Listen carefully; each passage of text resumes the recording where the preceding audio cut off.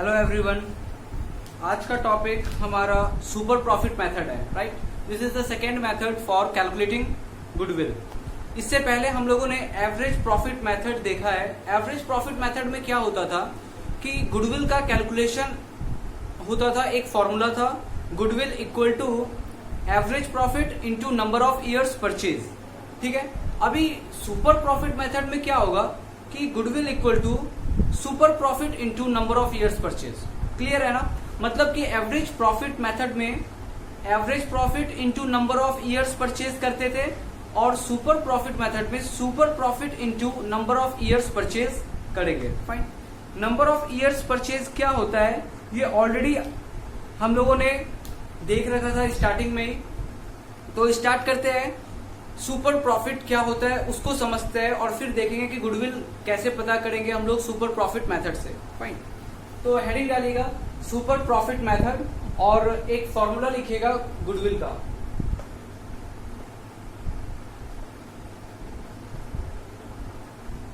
Super profit method में goodwill equal to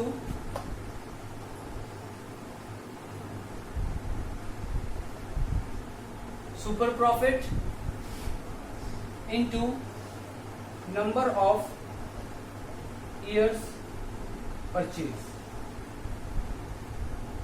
ठीक है। तो goodwill equal to super profit into number of years purchase.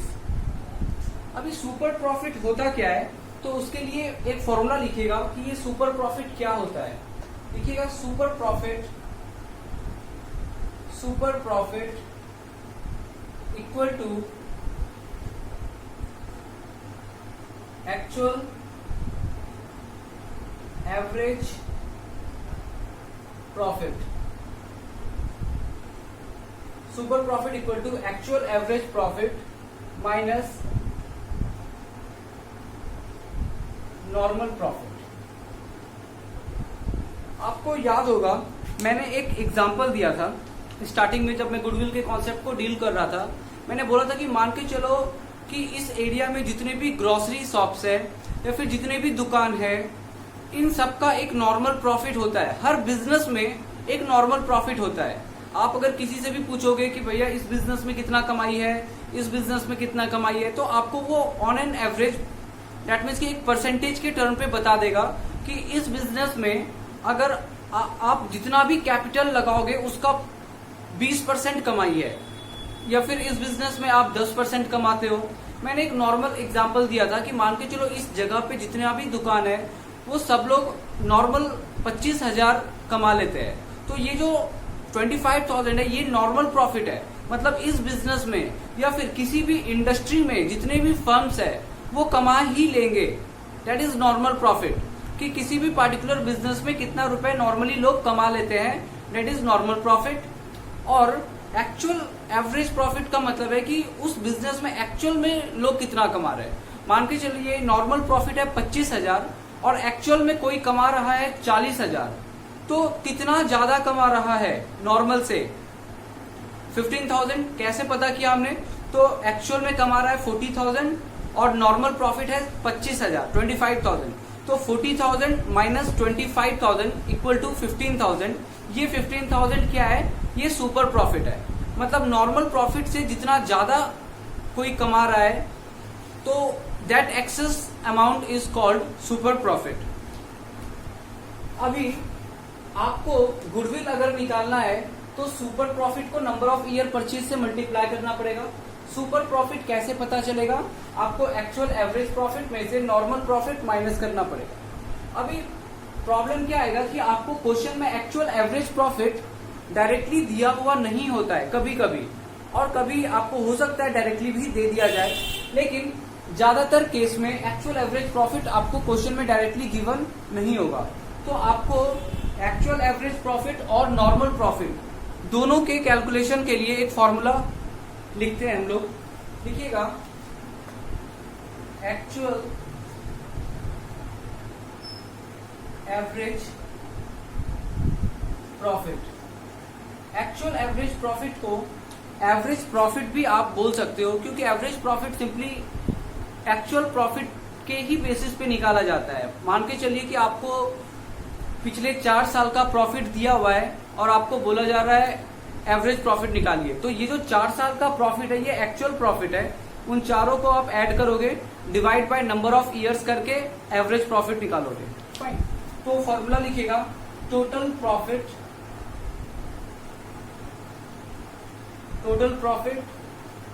Divide by number of years.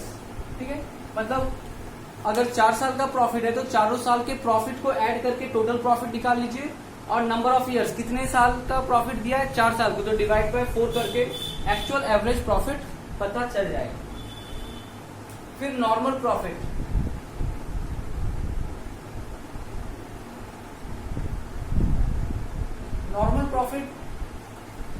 भी आपको question में directly दिया हुआ नहीं होता है, आपको खुद से कैलकुलेट करके पता करना पड़ेगा। तो नॉर्मल प्रॉफिट का फॉर्मूला लिखिएगा capital invested into normal rate of return into normal rate of return.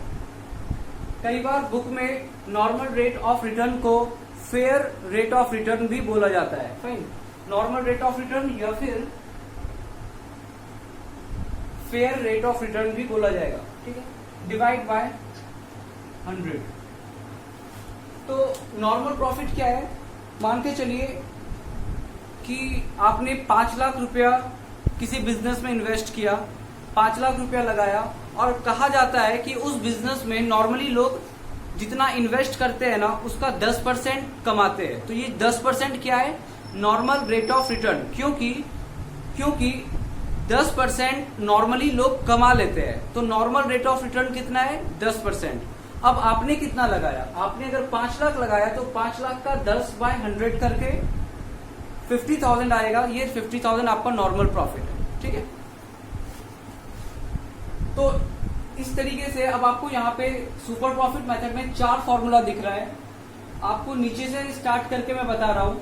Normal profit निकालना आसान है, capital into normal rate of return by 100 करके आप नॉर्मल प्रॉफिट निकाल सकते हो। फॉर एग्जाम्पल कि कैपिटल 5 लाख है, नॉर्मल रेट ऑफ रिटर्न 10% है, तो 5 लाख का 10% 50,000, ये हो गया आपका नॉर्मल प्रॉफिट।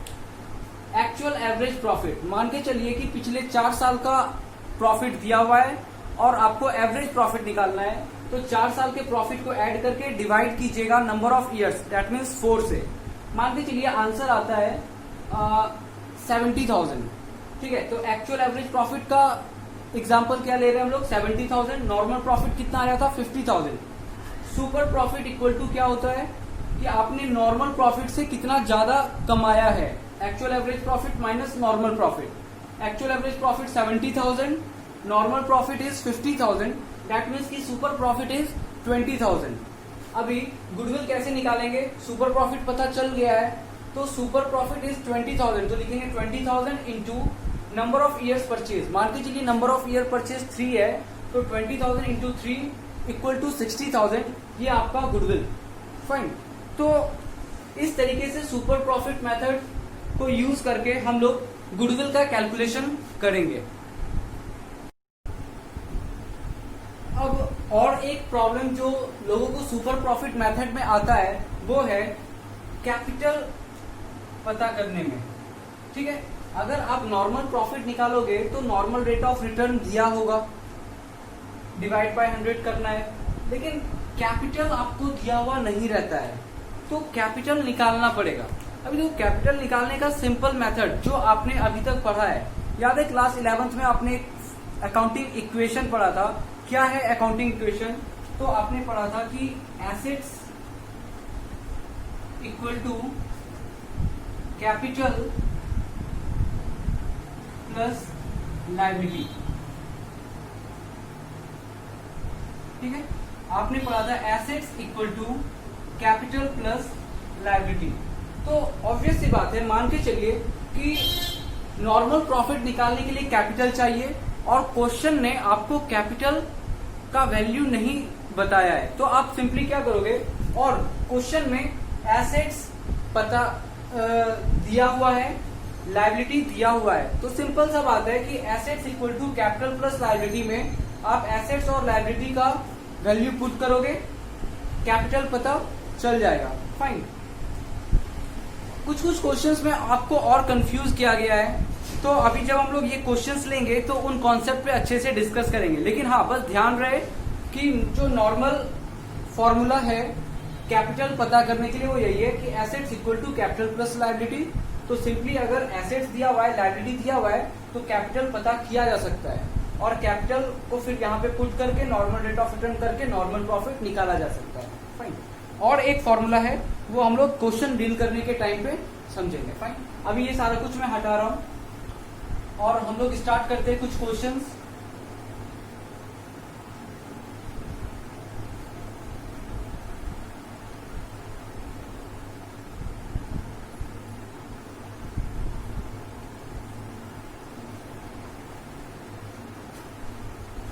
तो सबसे पहला क्वेश्चन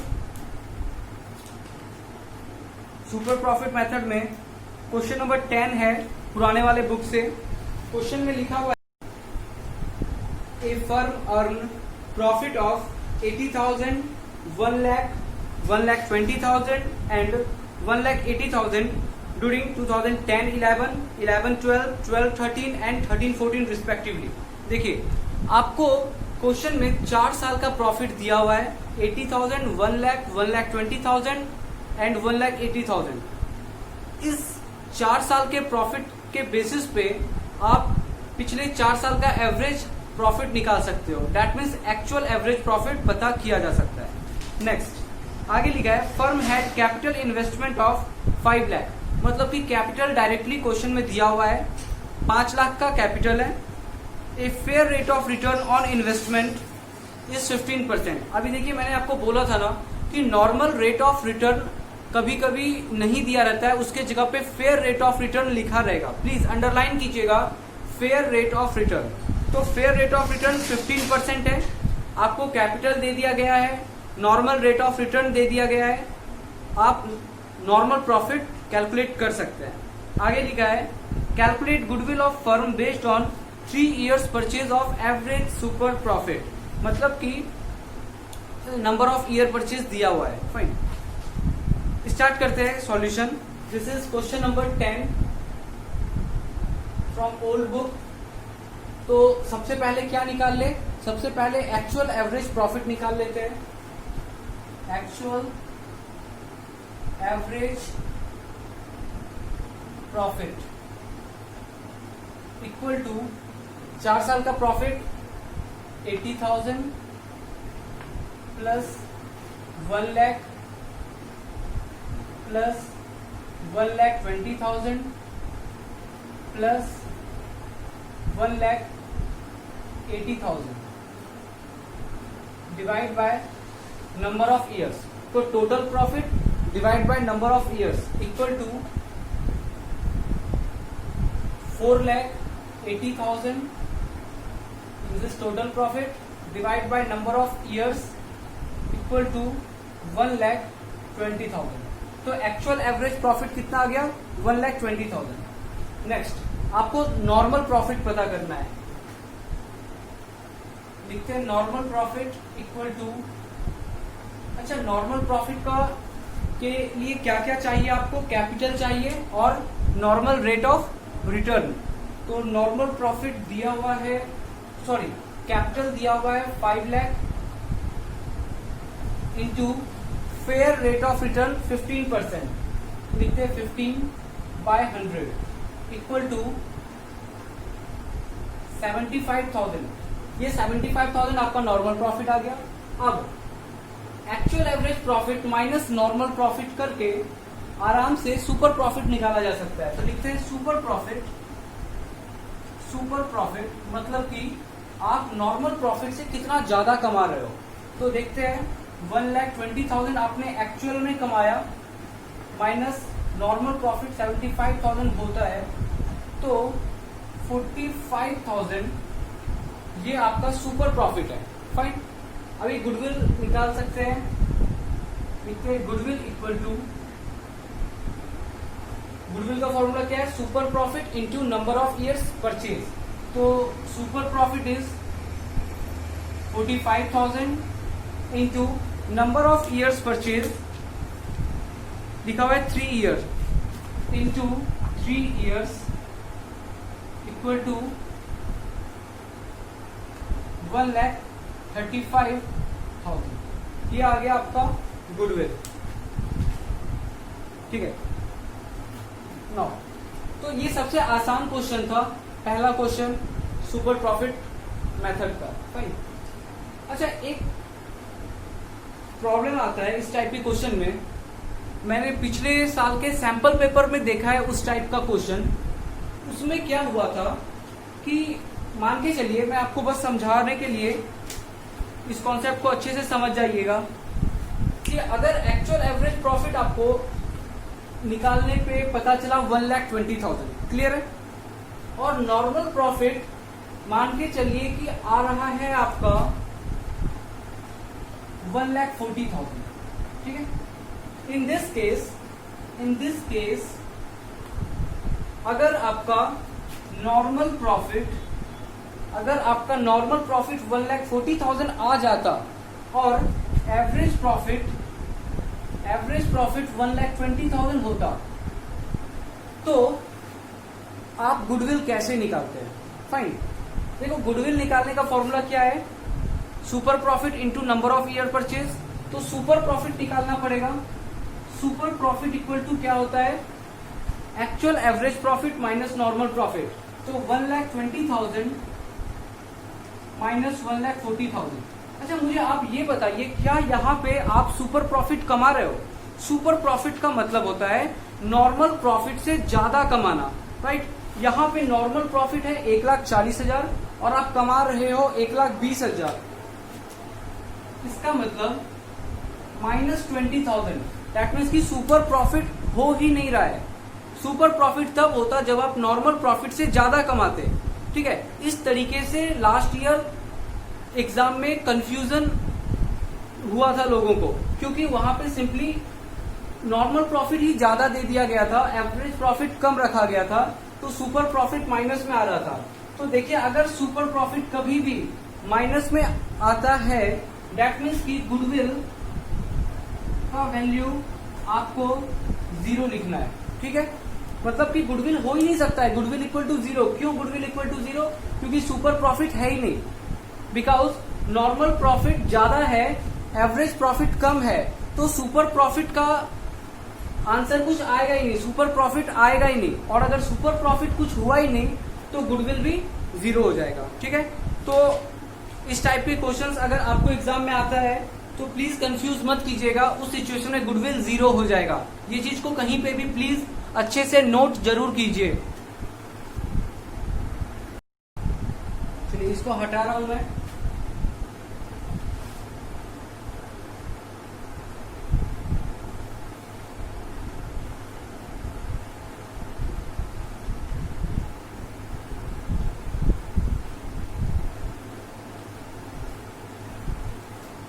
आगे के क्वेश्चंस देखते हैं। एक क्वेश्चन है पुराने वाले बुक में, क्वेश्चन नंबर 13। ठीक है, लिखा है A and B are partner, they admit C for 1/4 share in profit. मतलब कि ए और बी पहले से पार्टनर थे, सी एक नया पार्टनर आया 1/4 शेयर के लिए। For this purpose goodwill is to be valued at 3 years purchase of super profit. मतलब कि गुडविल को वैल्यू कैसे करेंगे हम लोग, गुडविल कैसे पता किया जाएगा? तो सुपर प्रॉफिट मेथड से, और नंबर ऑफ ईयर परचेज होगा 3 years। आगे लिखा है following information is provided to you.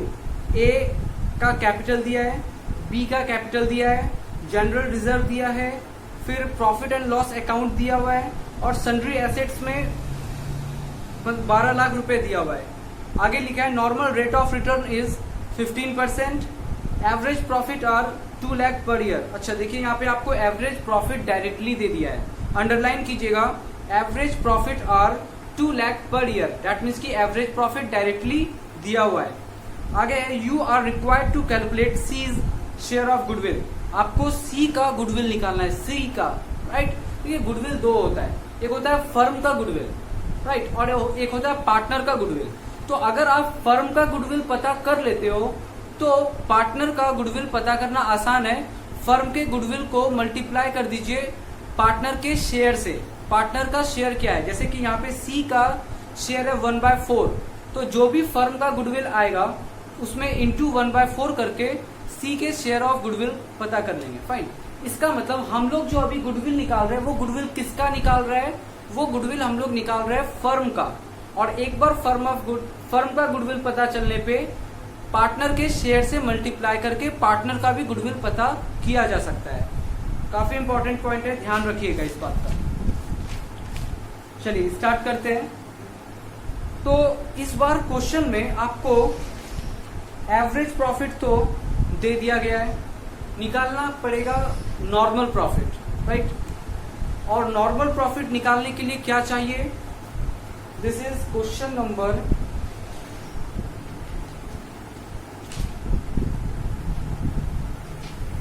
13। Question number 13। तो एवरेज प्रॉफिट दिया हुआ है, नॉर्मल प्रॉफिट कैलकुलेट करते हैं। नॉर्मल प्रॉफिट इक्वल टू क्या होता है, capital into normal rate of return by 100। तो नॉर्मल रेट ऑफ रिटर्न कितना दिया है, लिखा हुआ है normal rate of return 15 equal to normal rate of return divide by 100, ये होता है। देखिए आपको नॉर्मल रेट ऑफ रिटर्न 15% दिया हुआ है, लेकिन कैपिटल आपको दिया हुआ नहीं है, तो कैपिटल कैसे निकाला जाए, ठीक है। अभी मैंने आपको सिंपल बताया था कि देखो assets equal to capital plus liability होता है। तो अगर क्वेश्चन में कैपिटल दिया हुआ नहीं होगा तो शायद आपको एसेट्स दिया होगा और लायबिलिटी दिया होगा, तो एसेट्स माइनस लायबिलिटी करके कैपिटल पता कर लेंगे, राइट, अकाउंटिंग इक्वेशन के हेल्प से। लेकिन देखो यहाँ पे आपको सन्ड्री एसेट्स दिया हुआ है, मतलब एसेट्स दिया हुआ है, लायबिलिटी दिया हुआ नहीं है। तो अगेन एक प्रॉब्लम आ जा रहा है कि कैसे निकाला जाए। देखिए मैं आपको ना पूरा का पूरा कैपिटल के कैलकुलेशन का एक समराइज करके समझा देता हूँ कि कैपिटल होता क्या है, और कभी भी किसी भी केस में अगर कैपिटल ना दिया हुआ हो तो कैसे हम लोग कैपिटल का वैल्यू पता कर सकते हैं। और ये जो तरीका है ये आपको पूरे बुक में काम आएगा। दैट मीन्स कि चाहे वो part A, part B, part C, कोई भी बुक, कोई भी पार्ट हो, दैट मीन्स कि उधर फाइनेंशियल स्टेटमेंट में भी इसका जरूरत पड़ेगा, तो अच्छे से समझिएगा। देखिए आपको दिया हुआ क्या क्या है मैं लिख रहा हूं।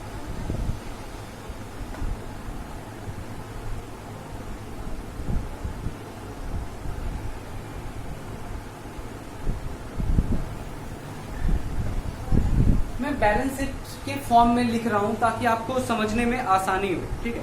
देखिए क्या क्या दिया हुआ है। अच्छा बैलेंस शीट में इधर क्या होता है, इधर होता है लायबिलिटी, इधर क्या होता है एसेट्स, ठीक है, यही होता है। अभी आपको क्या क्या दिया हुआ है, नीचे सबसे दिया हुआ है सन्ड्री एसेट्स 12 लाख, तो लिख देते हैं सन्ड्री एसेट्स 12 लाख। चलिए और क्या दिया है, profit and loss account credit balance. अभी देखिएगा क्रेडिट बैलेंस का मतलब क्या होता है। देखिए प्रॉफिट एंड लॉस का दोनों बैलेंस दिया जा सकता है, कभी आपको डेबिट बैलेंस दिया रहेगा, कभी आपको क्रेडिट बैलेंस दिया रहेगा। Profit and loss credit balance का मतलब होता है नेट प्रॉफिट, ठीक है, कहीं पे इसको अच्छे से लिखिएगा।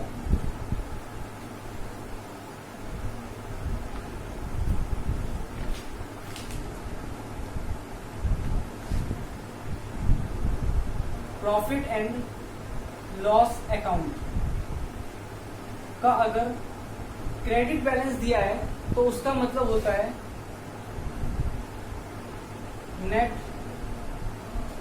प्रॉफिट। फाइन। दूसरा, अगर आपको दिया हुआ है प्रॉफिट एंड लॉस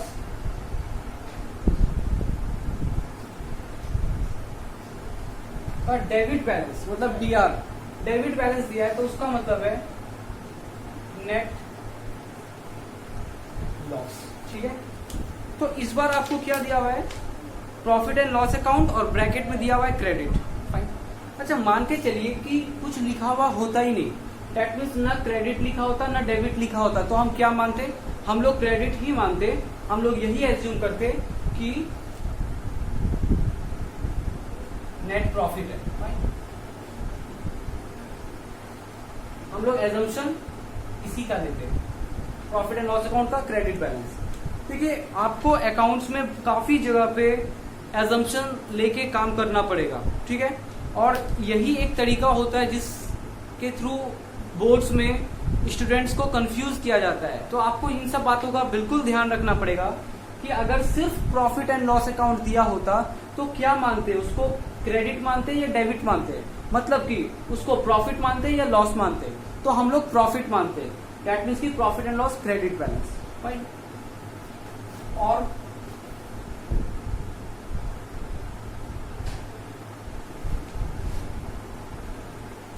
और ये जो profit and loss credit balance होता है मतलब नेट प्रॉफिट होता है, इसको हम लोग लायबिलिटी साइड में दिखाते हैं,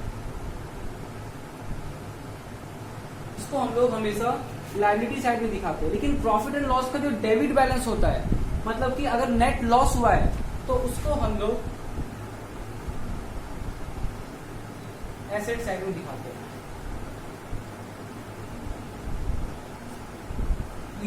इस बात का नोट एक जगह पे अच्छे से आप लोग ले लीजिए कि अगर profit and loss credit balance है, इसका मतलब कि वो नेट प्रॉफिट है और उसको हम लोग बैलेंस शीट के लायबिलिटी साइड में दिखाते हैं।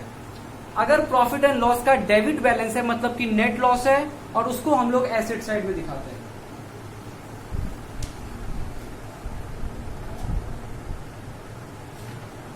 Profit and loss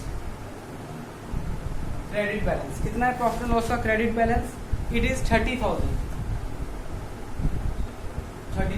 fine. और क्या दिया है, जनरल रिजर्व। जनरल रिजर्व का मतलब है कि एक्यूमुलेटेड प्रॉफिट, मतलब कि प्रॉफिट जितना भी कमाया जा रहा है उसमें से थोड़ा सा पार्ट को रिजर्व में डाल के रख देते हैं। फाइन। हर साल के प्रॉफिट से जनरली क्या किया जाता है कि प्रॉफिट का कुछ हिस्सा हम लोग रिजर्व में डाल देते हैं और उसको बोलते हैं जनरल रिजर्व। और जनरल रिजर्व हमेशा लायबिलिटी साइड में आता है, तो लिखते हैं जनरल रिजर्व। कितना है general reserve, it is 1,50,000। Fine.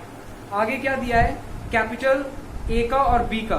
तो आपको पता है ना कैपिटल कहाँ आता है, कैपिटल लायबिलिटी साइड में आता है, तो लिखते हैं कैपिटल ए का और बी का। ए का कैपिटल कितना है, ए का कैपिटल है 5 लाख,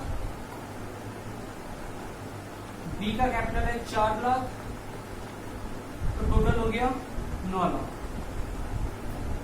चलिए देखिए ये सारा इंफॉर्मेशन दिया हुआ था और आपने सीख लिया है कि किस तरीके से हम लोग चीजों को बैलेंस शीट में दिखाते हैं। अभी आप ही सोचो इधर का टोटल कितना है, 12 लाख। ऑब्वियसली इधर का भी टोटल 12 लाख आना चाहिए। कितना है, 9 लाख, 10 लाख 50, 10 लाख 80। इसका मतलब 1,20,000 रुपया घट रहा है ना इधर। क्या होगा वो, मान के चलिए कोई एक्सटर्नल लायबिलिटी होगा, कोई एक्सटर्नल लायबिलिटी होगा। तो बिजनेस में लायबिलिटीज 2 टाइप का होता है। लायबिलिटी 2 टाइप का होता है, एक होता है इंटरनल लायबिलिटी जिसको हम लोग कैपिटल बोलते हैं, एक होता है एक्सटर्नल लायबिलिटी जैसे कि क्रेडिटर्स, बैंक लोन या फिर किसी और से हमने लोन लिया हुआ है, बिल्स पेबल, ये सब एक्सटर्नल लायबिलिटी है।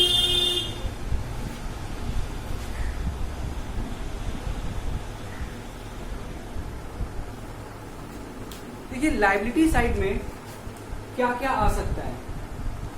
लायबिलिटी साइड में एक कैपिटल आएगा, एक आपका एक्सटर्नल लायबिलिटी आएगा। एक्सटर्नल लायबिलिटी का मतलब समझ रहे हैं ना आप, एक्सटर्नल लायबिलिटी का मतलब होता है क्रेडिटर्स, बिल्स पेबल, लोन, तो ये सब क्या है, क्रेडिटर्स, बिल्स पेबल, लोन, ये सब क्या है, एक्सटर्नल लायबिलिटी है। ये कैपिटल, कैपिटल क्या होता है, ये एक टाइप का इंटरनल लायबिलिटी है। इंटरनल लायबिलिटी क्यों, क्योंकि ये वो पैसा है जो ओनर ने बिजनेस में लगाया है, तो इंटरनल लायबिलिटी है। और लोन, लोन आपने लिया है तो वो पैसा आपने दूसरे से मतलब बैंक से लेके लगाया है, दैट मीन्स की एक्सटर्नल लायबिलिटी है। और क्या आ सकता है लायबिलिटी साइड में, और आ सकता है रिजर्व्स, ठीक है। जैसे कि देखिए आपको जनरल रिजर्व दिया है 1.5 लाख का, और आपको दिया है profit and loss credit balance, मतलब कि प्रॉफिट जो हुआ था आपके बिजनेस में वो अभी तक आपने बांटा नहीं है।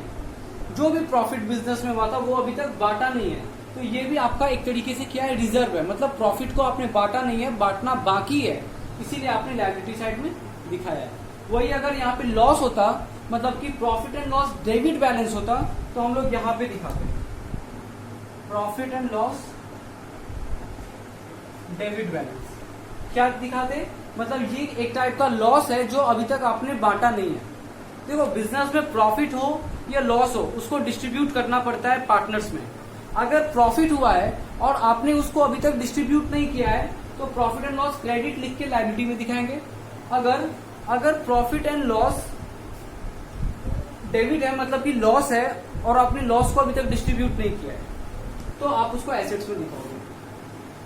अभी आपको एक कंफ्यूजन हो रहा होगा कि ये क्या मतलब होता है, मतलब कि प्रॉफिट हुआ तो हम लोगों ने लायबिलिटी में दिखा दिया, जबकि प्रॉफिट हुआ है, अच्छा बात है, प्रॉफिट है, लायबिलिटी में दिखा रहे हैं। और लॉस हो गया है, मतलब कि नुकसान हो गया है बिजनेस में, खराब चीज है लॉस होना, और उसको हम लोग एसेट्स में दिखा रहे हैं। देखो कॉन्सेप्ट क्या है ना, आप इसको अच्छे से समझिएगा कि अगर आपको नुकसान हुआ है तो ये नुकसान का भरपाई कौन करेगा, नुकसान का भरपाई पार्टनर करेगा। मतलब पार्टनर आपका लॉस बियर करेगा, पार्टनर आपको देगा एक तरीके से, ठीक है। अगर आपको प्रॉफिट हुआ है तो आपको, अगर बिजनेस में प्रॉफिट हुआ है तो इस प्रॉफिट को बांटना पड़ेगा। देखो अगर बिजनेस में प्रॉफिट हुआ तो क्या होगा, प्रॉफिट को पार्टनर्स को देना पड़ता है, प्रॉफिट को डिस्ट्रीब्यूट करना पड़ता है पार्टनर लोग में।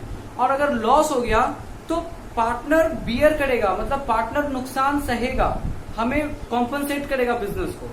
तो एक तरीके से अगर प्रॉफिट हुआ तो बिजनेस पार्टनर को देगा, और अभी तक अगर नहीं दिया है, मतलब अनडिस्ट्रीब्यूटेड प्रॉफिट है, प्रॉफिट बांटना बाकी है, तो बिजनेस पे एक लायबिलिटी है कि प्रॉफिट हो गया है, हमने अभी तक प्रॉफिट को बांटा नहीं है, पार्टनर में बांटना बाकी है, किसी को प्रॉफिट डिस्ट्रीब्यूट करना है, बाकी है, पार्टनर को देना है, तो एक लायबिलिटी है, क्योंकि अभी तक आपने नहीं बांटा है, इसलिए हम लोग लायबिलिटी साइड में दिखा रहे हैं। दूसरा बात, profit and loss debit balance है, मतलब कि लॉस हो गया है, तो इसका मतलब पार्टनर आपको कॉम्पनसेट करेगा बिजनेस को, पार्टनर देगा बिजनेस को, क्योंकि लॉस हो गया बिजनेस में, तो लेना बाकी है और किसी से कुछ मिलने वाला है, तो बिजनेस के लिए वो एसेट्स होता है, इसीलिए profit and loss debit balance हम लोग एसेट्स में दिखाते हैं। ये बहुत बेसिक बात है, आपको इतना डीप में जाके मैं इसलिए बता रहा हूं क्योंकि इसका काम अभी से लेके पूरा 12th के बुक्स में अभी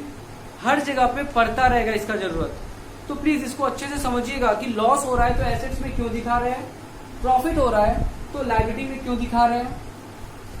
जो भी जनरल रिजर्व है वो भी एक टाइप का प्रॉफिट ही है, क्योंकि रिजर्व क्या होता है कि जो भी प्रॉफिट हो रहा है उसको आप साइड करके थोड़ा सा उसको रिजर्व में डालते जा रहे हैं। तो क्या चीज का रिजर्व है, प्रॉफिट का ही तो है, तो इसलिए इसको भी जिस तरीके से प्रॉफिट को हम लोग लायबिलिटी में दिखा रहे हैं तो जनरल रिजर्व भी लायबिलिटी में दिखाते हैं। अभी मान के चलिए कि आपको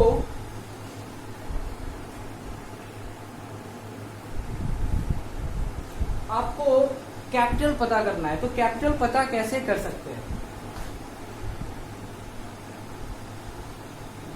सबसे आसान तरीका है capital equal to assets minus liabilities, ठीक है।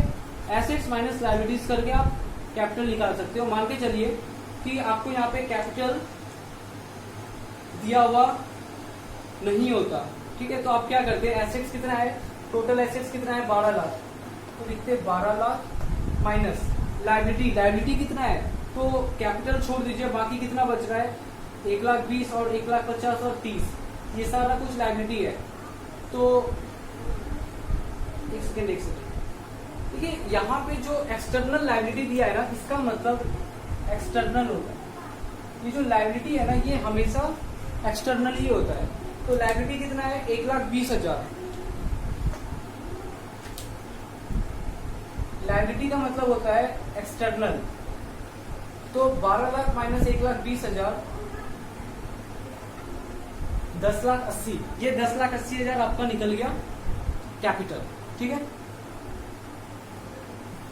तो आपको अगर कैपिटल निकालना है तो एक एसेट्स माइनस लायबिलिटीज, मतलब कि 12 lakh minus external liability. External liability क्या है? जैसे क्रेडिटर्स, बिल्स पेबल, लोन, ये सारा चीज।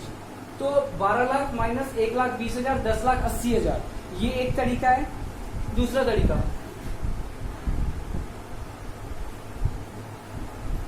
तरीका है कैपिटल इक्वल टू, ये पहला फॉर्मूला और ये दूसरा। कैपिटल इक्वल टू, अगर आपको बिजनेस में कैपिटल एम्प्लॉयड निकालना है तो सिंपल सा बात है, कैपिटल जो है वो तो होगा ही, मतलब ए का कैपिटल, बी का कैपिटल। तो लिख दीजिए एस कैपिटल प्लस बीस कैपिटल प्लस, मतलब कि जो भी पार्टनर के कैपिटल है उसको प्लस कीजिए, और साथ में जो भी रिजर्व है मतलब कि प्लस एक्यूमुलेटेड प्रॉफिट और माइनस एक्यूमुलेटेड लॉसेस। ये दूसरा फॉर्मूला पता चला कि कैपिटल कितना है, तो एस कैपिटल प्लस बीस capital plus accumulated profit minus accumulated losses. मतलब कि अगर इस वाले क्वेश्चन में बात करें तो ए कैपिटल कितना है? ए का कैपिटल है 5 लाख, तो 5 लाख प्लस बी का कैपिटल कितना है? 4 लाख, तो 4 लाख प्लस एक्यूमुलेटेड प्रॉफिट, मतलब कितना प्रॉफिट है। तो देखो जनरल रिजर्व कितना है? 1.5 लाख का, 1.5 लाख प्लस और कोई एक्यूमुलेटेड प्रॉफिट है क्या? हाँ, प्रॉफिट एंड लॉस का क्रेडिट बैलेंस, मतलब कि अनडिस्ट्रीब्यूटेड प्रॉफिट, वो प्रॉफिट जो आपने अभी तक डिस्ट्रीब्यूट नहीं किया है पार्टनर्स में। तो प्रॉफिट एंड लॉस कितना है? 30,000, तो plus 30,000, right, minus accumulated losses. क्या कोई एक्यूमुलेटेड लॉस है? नहीं है इस बार। मान के चलिए एक्यूमुलेटेड लॉस क्या होता? अगर profit and loss debit balance होता तो वो क्या है? Profit and loss debit balance, ये क्या है? Accumulated loss. दैट मीन्स अगर एक्यूमुलेटेड लॉस होता तो हम लोग माइनस कर देते हैं, फाइन। अभी ऐसा कुछ नहीं है। तो 5 4 9, 10,80,000, 10,80,000, ठीक है। तो ये भी एक तरीका है कैपिटल निकालने का।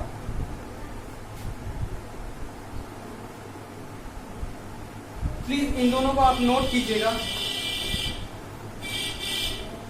कैपिटल निकालने के दो तरीके हैं। पहला है capital equal to assets minus liabilities, और लायबिलिटीज के ब्रैकेट में जरूर लिखिएगा एक्सटर्नल, क्योंकि एक्सटर्नल लायबिलिटी का मतलब होता है क्रेडिटर्स, बिल्स पेबल, लोन, ये सारी चीजें। और दूसरा फॉर्मूला है कैपिटल इक्वल टू पार्टनर का कैपिटल को ऐड कीजिए, अगर कोई एक्यूमुलेटेड प्रॉफिट है तो उसको ऐड कर दीजिए, और अगर कोई एक्यूमुलेटेड लॉस है जैसे कि प्रॉफिट एंड लॉस का डेबिट बैलेंस, उसको माइनस कर दीजिए। इस तरीके से भी कैपिटल निकाला जा सकता है।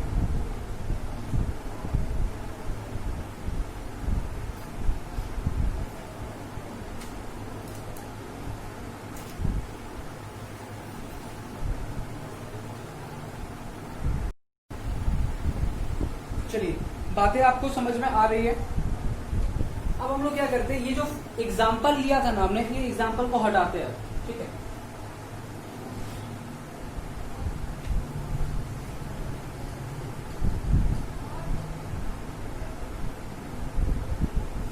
होपफुली अब आप लोग को कैपिटल निकालने में कभी भी कोई दिक्कत नहीं आएगा, ठीक है। चलिए अब हम लोग देखते हैं कि यहाँ पे इस वाले क्वेश्चन में कैपिटल कैसे पता किया जा सकता है। तो कैपिटल इक्वल टू कौन सा फॉर्मूला लगाए?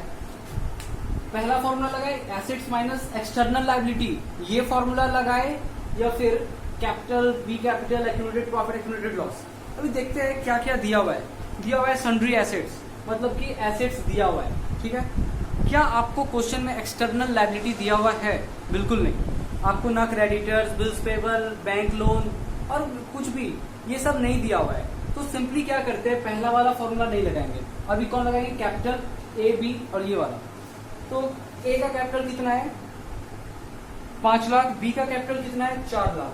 तो लिखते हैं capital equal to 5 lakh plus 4 lakh plus accumulated profit को प्लस करते हैं। एक्यूमुलेटेड प्रॉफिट क्या होता है?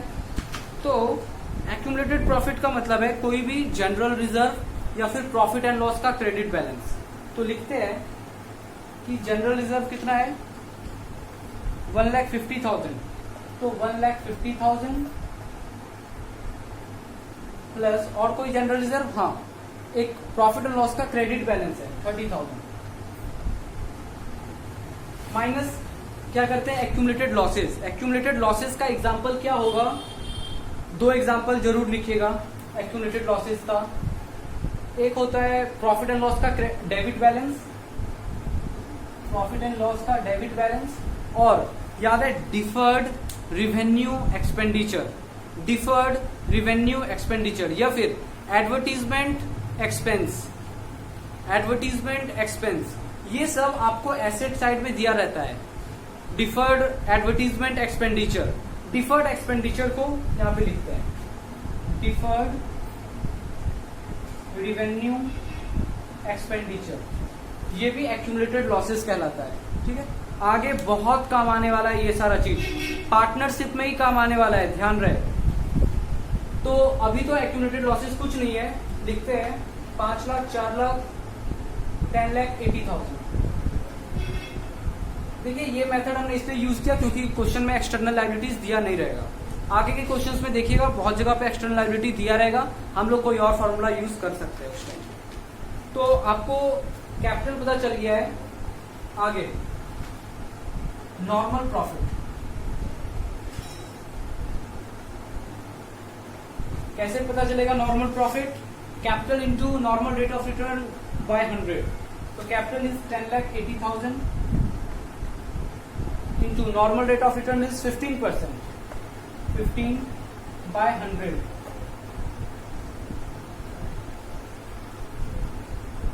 तो 10,80,000 into 15, it will be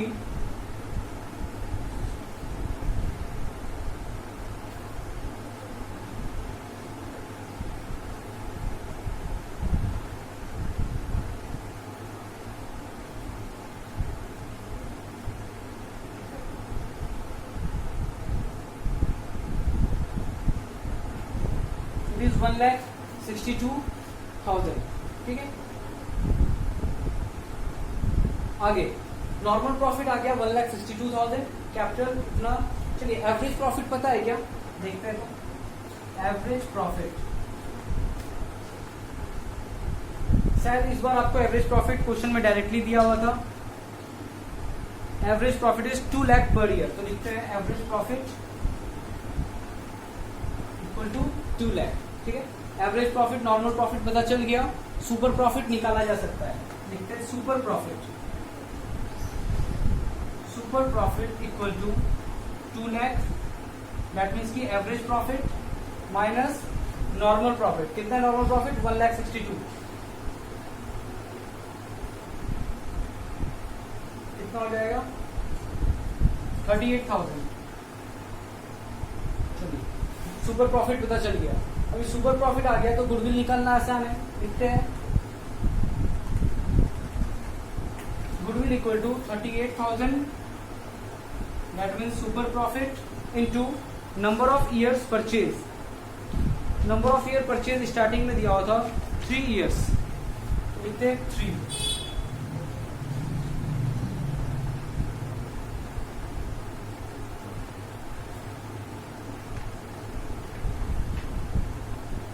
$1,14,000। Answer check कीजिएगा। अच्छा, आंसर में लिखा हुआ है, एक्चुअली क्वेश्चन बोल रहा था आपको सी शेयर ऑफ गुडविल निकालने के लिए। तो ये जो गुडविल निकला है ये किसका गुडविल है? ये फर्म का गुडविल है।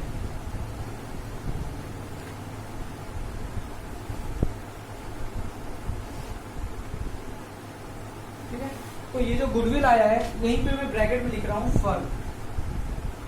सिर्फ इस बार नहीं बल्कि हर बार जब भी हम लोग गुडविल निकालते हैं तो वो गुडविल किसका निकलता है? फर्म का गुडविल निकलता है।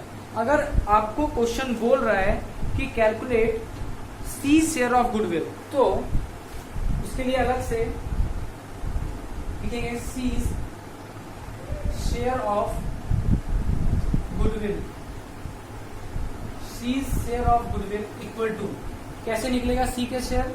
तो टोटल कितना है गुडविल, मतलब कि फर्म का गुडविल कितना है? 1,14,000। तो 1,14,000 इंटू 1,14,000 इंटू सी शेयर। तो सी का शेयर कितना है बिजनेस में? देखिए यहाँ पे लिखा हुआ था कि C is admitted for 1/4 share of profit, मतलब 1/4 शेयर। तो इंटू 1/4, 1/4 दैट मीन्स की 4 8।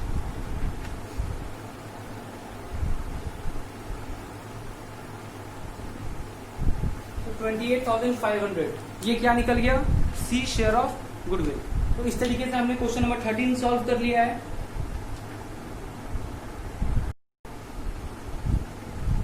बढ़ते हैं नेक्स्ट क्वेश्चन की तरफ।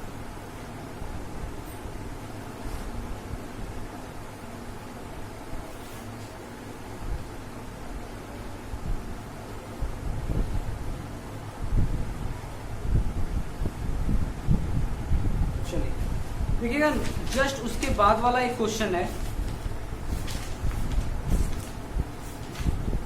क्वेश्चन में लिखा है कि ऑन, मेरे वाले बुक में क्वेश्चन नंबर 14 है, ये सीबीएसई 2015 कॉम्पार्ट में आया ये क्वेश्चन। ठीक है, on 1 April 2014 A firm had assets of 1 lakh, मतलब कि फर्म के पास 1 लाख का एसेट्स है, एक्सक्लूडिंग स्टॉक ऑफ 20,000। उस 1 लाख रुपए का एसेट्स में 20,000 का स्टॉक काउंट नहीं किया गया। इसका मतलब 20,000 का स्टॉक को अगर काउंट कर लेंगे तो टोटल एसेट्स हो जाएगा 1,20,000। मैं आपको समझाने के लिए बैलेंस शीट बना देता हूं।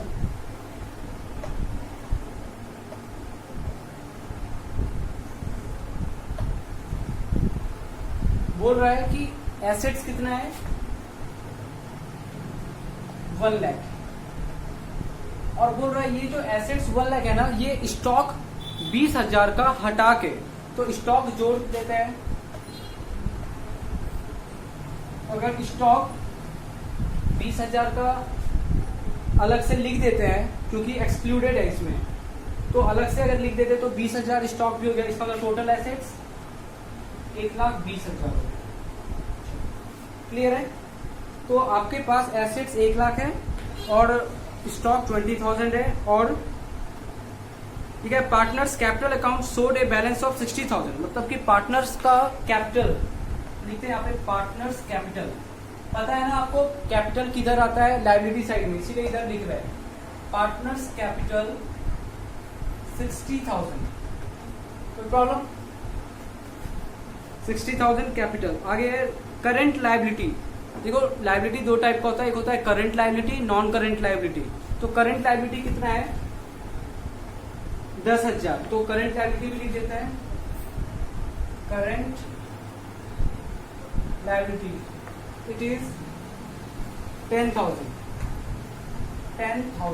ठीक है, और आगे लिखा है कि and the balance constituted the reserve, और जो बच गया वो रिजर्व है। इसका मतलब समझिएगा, पहले अंडरलाइन कीजिए इसको, liabilities were 10,000 and the, underline कीजिए, बैलेंस कंस्टिट्यूटेड द रिजर्व, जो बच रहा है वो रिजर्व है। मतलब कि कुछ ना, रिजर्व किधर आता है? लायबिलिटी में, तो लिखते हैं रिजर्व। अभी क्या बोल रहा है बैलेंस कॉन्स्टिट्यूटेड द रिजर्व, उसको समझते हैं। वो कह रहा है कि देखिए आपके पास एसेट्स है 1 लाख का एक्सक्लूडिंग स्टॉक, तो स्टॉक भी लिख देते हैं 20,000, टोटल एसेट्स हो गया 1,20,000। अभी पार्टनर का कैपिटल है 60,000, लायबिलिटी है 10,000 और रिजर्व बोलता है जो बच गया वो रिजर्व है। इसका मतलब एसेट्स अगर 1,20,000 है तो लायबिलिटी भी तो 1,20,000 होना चाहिए, और इधर का टोटल आ रहा है 70,000, तो जरूर 50,000 रिजर्व है, बैलेंसिंग फिगर। यही बात वो लिख रहा है कि बैलेंस कॉन्स्टिट्यूटेड द रिजर्व, मतलब जो बच गया वो रिजर्व है। चलिए, इसका मतलब ये सब डेटा आपको दिया हुआ है। अभी देखो, आप कैपिटल पता करना चाहते हो, जैसे भी पता करना चाहते हो कर लो, आंसर सेम आएगा। मतलब कि आप एसेट्स माइनस लायबिलिटी करना चाहते हो क्या? लिखते हैं कैपिटल इक्वल टू, आप एसेट्स माइनस लायबिलिटी करना चाहते हो, एसेट्स माइनस लायबिलिटी, मतलब कि एसेट्स कितना है, तो टोटल एसेट्स है 1,20,000, लायबिलिटी कितना है? अभी लायबिलिटी आपको बताया था ना कि लायबिलिटी साइड में 3 चीज आता है, एक रिजर्व आता है, कैपिटल आता है, और एक्सटर्नल लायबिलिटी भी आता है। आप उसको करंट लायबिलिटी भी मान सकते हो, ठीक है। 3 चीज आता है लायबिलिटी साइड में, कैपिटल, एक्यूमुलेटेड प्रॉफिट, या फिर एक्यूमुलेटेड लॉस इधर आ जाता है, तो उसी को रिजर्व कहते हैं। तो कैपिटल, एक्यूमुलेटेड प्रॉफिट या फिर रिजर्व, और तीसरा एक्सटर्नल लायबिलिटी। देखो यहाँ पे कैपिटल भी दिया है, करंट लायबिलिटी मतलब एक्सटर्नल लायबिलिटी भी दिया है, और रिजर्व भी दिया है। फॉर्मूला क्या है? Capital equal to assets minus external liability ना, तो एक्सटर्नल लायबिलिटी कितना है? 10,000 माइनस 10,000 इक्वल टू 1,10,000। ये एक तरीका है एसेट्स कैपिटल पता करने का। और एक तरीका है, और क्या तरीका है? Capital plus accumulated profit, right, या फिर रिजर्व प्लस रिजर्व। तो कैपिटल कितना है? 60,000, और रिजर्व दिया है क्या? हाँ, रिजर्व कितना है? 50,000 इक्वल टू 1,10,000। अभी देखो, आप दोनों में से कोई भी मेथड अप्लाई करो, आपको कैपिटल का वैल्यू पता चल जाएगा। आप एसेट्स माइनस एक्सटर्नल लायबिलिटीज मतलब कि करंट लायबिलिटी कर सकते हो, या फिर आप कैपिटल प्लस रिजर्व, जिसको मैंने उधर लिखा था फॉर्मूला में, capital plus accumulated profit minus accumulated loss, ऐसा भी लिखा था पिछले फॉर्मूला में। फाइन, तो अभी आपको कैपिटल पता चल गया 1,10,000, ठीक है। ये सारा कुछ हटा देता हूं, क्योंकि ये सारा कुछ बस आपको कॉन्सेप्ट समझाने के लिए है, ताकि आप लोग चीजों को रटो मत, ठीक है। क्योंकि देखो, एग्जाम में आपको कंफ्यूज किया जा सकता है।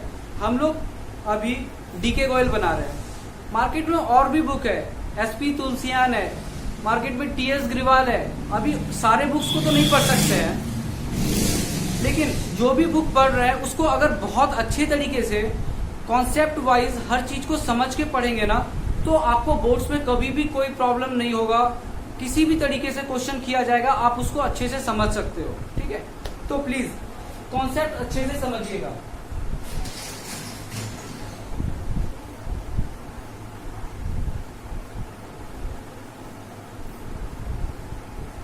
चलिए अब सॉल्व करते हैं।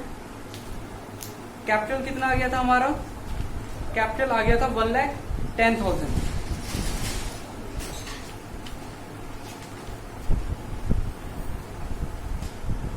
तो अगर कैपिटल 1,10,000 आ चुका है, तो नॉर्मल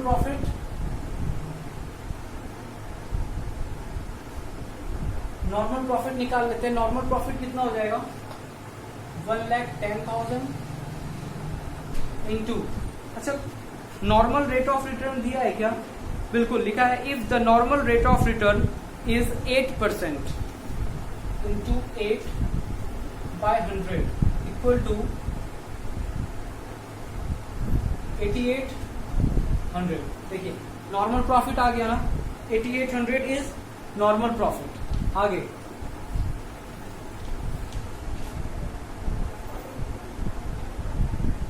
लिखा है कि goodwill of the firm is valued at 60,000 at 4-year purchase of super profit, find the average profit of the firm. अच्छा, इस बार क्वेश्चन अलग चीज पूछ रहा है। इस बार क्वेश्चन गुडविल नहीं पूछ रहा है, इस बार बोल रहा है गुडविल दे दिया गया है, और आपको बोला जा रहा है कि बताओ एवरेज प्रॉफिट क्या होगा। फाइन, एक काम करते हैं, नॉर्मल प्रॉफिट पता चल गया है तो, और गुडविल भी दिया हुआ है। गुडविल कितना दिया है, तो गुडविल कैसे निकलता है, goodwill equal to super profit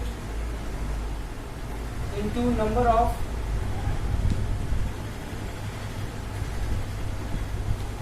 of years purchase, right. Super profit कितना है पता नहीं है, गुडविल पता है ना, गुडविल कितना है, ठीक है। Goodwill of the firm is valued at 60,000, तो goodwill is 60,000 into super profit नहीं पता है। नंबर ऑफ ईयर परचेज दिया है क्या, बिल्कुल लिखा है at 4 years purchase of super profit, तो इंटू 4 years। इस तरीके से सुपर प्रॉफिट निकाल सकते हैं। Super profit equal to 60,000 divide by 4, it will be 15,000, right. Super profit आ गया 15,000। अभी नॉर्मल प्रॉफिट दिया हुआ है, सुपर प्रॉफिट दिया हुआ है, एवरेज प्रॉफिट निकाल सकते हैं क्या, देखते हैं। सुपर प्रॉफिट इक्वल टू क्या होता है, average profit minus normal profit.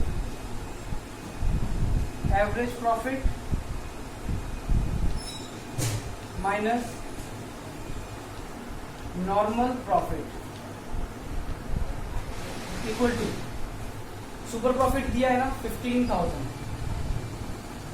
Average profit दिया है क्या, वही कैलकुलेट करना है।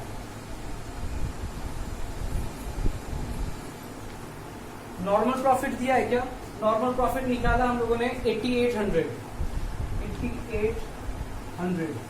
That means average profit equal to 15,000 plus हो जाएगा plus 8800, that means 23,800। This is average profit. Answer check कीजिएगा, बिल्कुल एवरेज प्रॉफिट इज 23,800। फाइन। तो इस टाइप से भी क्वेश्चन आ सकता है, जरूरी नहीं है कि हर बार आपको गुडविल कैलकुलेट करने के लिए बोला जाए। हो सकता है गुडविल दे दिया जाए और आपको बोला जाए एवरेज प्रॉफिट निकालो, या फिर आपको बोला जाए नॉर्मल प्रॉफिट पता करो। फाइन। लास्ट क्वेश्चन है एक, बस मैं इसको समझा देता हूं, बाकी आप लोग खुद से कोशिश कीजिएगा। लिखा है existing firm had assets of 5 lakh including cash 20,000। देखो 5 लाख एसेट्स है और उसमें 20,000 रुपया कैश इंक्लूडेड है, तो आप अलग से कैश को ऐड मत कीजिएगा टोटल एसेट्स निकालने के लिए, क्योंकि 5 लाख जो एसेट्स है उसमें 20,000 ऑलरेडी इंक्लूडेड है, तो टोटल एसेट्स इज 5 लाख। आगे, firm had general reserve of 90,000, partners capital account showed a balance of 3,80,000 and creditors amounted to 30,000। अभी देखिए इसमें क्या क्या दे दिया है, आपको क्या क्या बोल रहा है, इसका थोड़ा सा वर्किंग देखते हैं।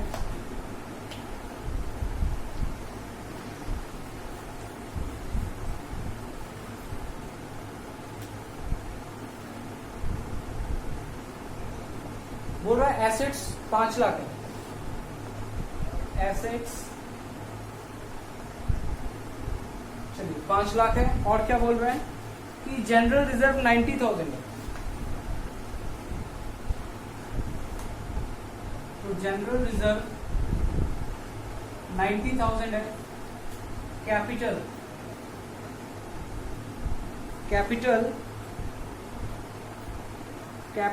इज 3,80,000, 3,80,000।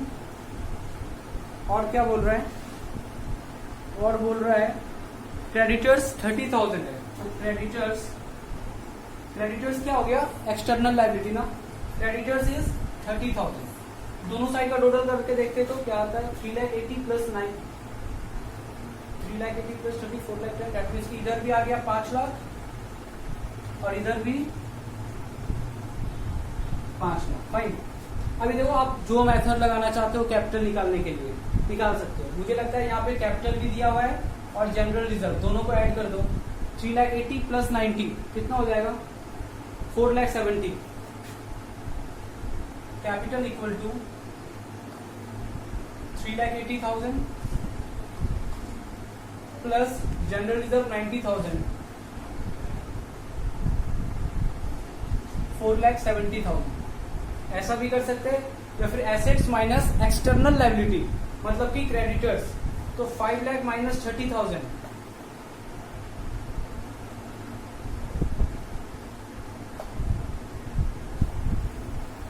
ठीक है। एसेट्स माइनस एक्सटर्नल लायबिलिटी ऐसा भी कर सकते हैं, और कैपिटल प्लस एक्यूमुलेटेड प्रॉफिट ऐसा भी कर सकते हैं। जैसे निकालना है निकाल सकते हो। आगे लिखा है if normal rate of return 20%, capital आपने निकाल लिया, normal rate of return 20%, goodwill of the firm is valued at 64,000 at 4 years purchase. Same है कि गुडविल दिया हुआ है, नंबर ऑफ ईयर परचेज दिया हुआ है, आप आराम से सुपर प्रॉफिट निकाल सकते हो और उसके बाद एवरेज प्रॉफिट निकाल सकते हो। काफी इजी क्वेश्चन है, तो आप लोग प्लीज घर पे सुपर प्रॉफिट के जितने भी क्वेश्चंस है खुद से कोशिश कीजिएगा और सारे क्वेश्चन सॉल्व कर लीजिएगा। कोई प्रॉब्लम होगा तो प्लीज कॉल कीजिएगा। हम लोग नेक्स्ट क्लास में कैपिटलाइजेशन मेथड स्टार्ट करेंगे। और प्लीज ध्यान रहे कि आज की क्लास का जो सबसे इंपॉर्टेंट पार्ट था वो था कैलकुलेशन ऑफ कैपिटल। वो कॉन्सेप्ट अगर हमने देखो, बाकी सारा चीज फॉर्मूला बेस्ड है, अगर हमने कुछ कॉन्सेप्ट वाइज कुछ पढ़ा है तो that is calculation of capital, की कैपिटल का मतलब क्या होता है और किस तरीके से हम लोग कैलकुलेट कर सकते हैं डिफरेंट डिफरेंट मेथड से। फाइन। और प्रॉफिट एंड लॉस के बारे में भी हमने बात किया कि डेबिट होता है तो मतलब लॉस है, और profit and loss credit balance है इसका मतलब प्रॉफिट है, और क्रेडिट बैलेंस है डेट मीन्स लायबिलिटी में आएगा, डेबिट बैलेंस है तो एसेट्स में आएगा। क्यों आएगा वो भी बताया, राइट। तो उस पॉइंट को काफी अच्छे से समझिएगा, क्योंकि आगे के फर्दर क्लासेस में कभी भी मैं आपको वो वाला कॉन्सेप्ट वापस से पूछ सकता हूँ कि देखो वहां पे ऐसा बताया था तो क्या समझ में आया था, पूछ सकता हूँ, ठीक है। तो थैंक यू सो मच, आज के लिए इतना ही रखते हैं।